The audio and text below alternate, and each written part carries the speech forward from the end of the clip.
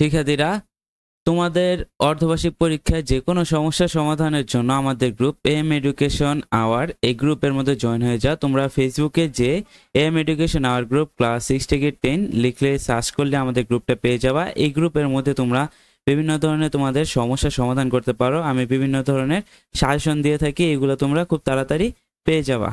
আসসালামু আলাইকুম ষষ্ঠ শ্রেণীর শিক্ষার্থীরা, আশা করি সবাই ভালো আছো।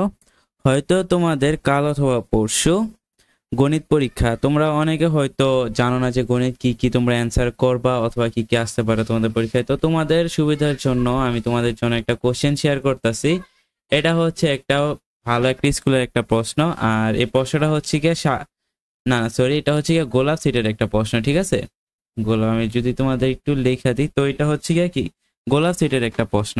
তো তোমাদের যাদের যাদের স্কুলে গোলাপ সেট থেকে প্রশ্ন আসে তারা এই প্রশ্নটা দেখতে পারো। আর তোমাদের স্কুলে যদি অন্য কোনো সেটের প্রশ্ন আসে, যেমন আমি কয়েকটা সেটের নাম বলি, যেমন একটা হচ্ছে গিয়া ফুল সেট, তারপর আরো আছে গিয়া শাপলা সেট, ঠিক আছে, তারপর আছে গিয়া পদ্ম সেট, তারপর হচ্ছে গিয়া যমুনা সেট।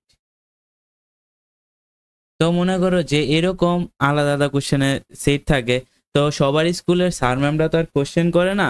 বেশিরভাগ স্কুলের স্যার ম্যামরা কি করে জানো, যে এই কোশ্চেন গুলা কিনে নিয়ে আসে। তো এখন কিনে নিয়ে আসলে তো এই যে সেট গুলা আছে, এই সেট গুলা থেকেই একটা কোশ্চেন তোমাদের কমন পড়বে। আর আমার কাছে স্ক্রিনের মধ্যে তোমরা যে কোশ্চেনটা দেখতেছো, এটা হচ্ছে গিয়ে ষষ্ঠ শ্রেণীর গোলাপ সেট। ঠিক আছে, তো যদি তোমাদের স্কুলে অন্যান্য কোশ্চেন লাইক বাংলা অথবা ইংরেজি যদি কোনো কোশ্চেন গোলাপ সেটের প্রশ্ন হয়ে থাকে, তাহলে তোমরা এই সেটটা দেখতে পারো। যদি তোমাদের ভাগ্য ভালো থাকে, এইখান থেকে তোমাদের 100% কমন মিলা যাবে। ঠিক আছে, মানে এই যে তোমরা স্ক্রিনের মধ্যে যে প্রশ্নটা দেখতেছো, এটা থেকে তোমাদের 100% মানে একবারে 100-এ 100 কমন, মানে একদম ফুললি কমন আসতে পারে। তো তোমরা স্ক্রিনে দেখানো কোশ্চেনটা ভালোভাবে চেক করে লো। তো আরেকবার আমি যদি তোমাদের বলে দিই, তোমাদের সবার প্রথম তো 30টা এমসিকিউ দেওয়া লাগবে। আর 30টা এমসিকিউর জন্য তোমাদের সময় থাকবে কত মিনিট? 30 মিনিট সময় থাকবো। ওকে, আচ্ছা আমি তো এখন মেইন টপিকে চলে যাই। এই যে দেখো, যে তোমাদের যে ইটা আছে, দেখো তোমাদের সবার প্রথম যে সংক্ষিপ্ত প্রশ্ন দেওয়া লাগবে। আগে আগে থেকে কিন্তু ছিল না এই সংক্ষিপ্ত প্রশ্ন। এই সংক্ষিপ্ত প্রশ্নগুলো কিন্তু নতুন অ্যাড করা হয়েছে।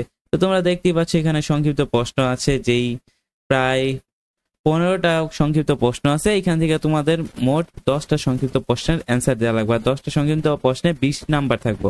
ঠিক আছে, তো তোমরা বুঝতেই পারতেছো। আর তোমরা এগুলো স্ক্রিনশট নিয়ে নাও। আর যদি তোমাদের এগুলোর উত্তর লাগে, তাহলে কমেন্টে উত্তর লিখো, আমি তোমাদের উত্তর লিখে দেওয়ার চেষ্টা করব। ঠিক আছে, আর আমাদের চ্যানেলটিকে যারা সাবস্ক্রাইব করে নাই, তারা সাবস্ক্রাইব করে দিও।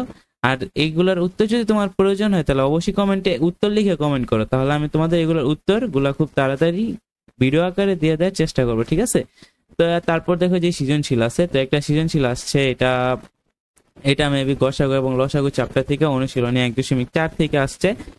তারপর দেখো এই যে দেখো এগুলো আসছে গিয়ে অনুশীলনী 4.1 থেকে। এই যে 3 নম্বর সৃজনশীলটা, এটা হচ্ছে গিয়ে বীজগণিতের সৃজনশীল। তারপর আরেকটা, এটাও 4.32 অথবা 3 থেকে আসছে। আচ্ছা যাই হোক, আর এটা হচ্ছে গিয়ে ওই যে সম্পাদ্য থেকে আসছে, আর এটা আসছে গিয়ে উপপাদ্য থেকে। ওকে, আর লাস্টে যে 7-8 দেখতেছো, এই দুইটা আসছে কি সাথে জানো, পরিসংখ্যান থেকে। বুঝছো? তো শিক্ষার্থীরা, আশা করি যে ভিডিওটা তোমাদের কাছে হেল্পফুল মনে হয়েছে। আর যদি তোমাদের অন্যান্য কোশ্চেন দরকার হয়, তাহলে কমেন্টে অবশ্যই লাগো। আর এটার উত্তর যদি দরকার হয়, তাহলে কমেন্টে উত্তর লিখে কমেন্ট করো, আমি দিয়ে দেওয়ার চেষ্টা করবো। আজকের ভিডিওটি এই পর্যন্ত ছিল। আল্লাহ হাফেজ।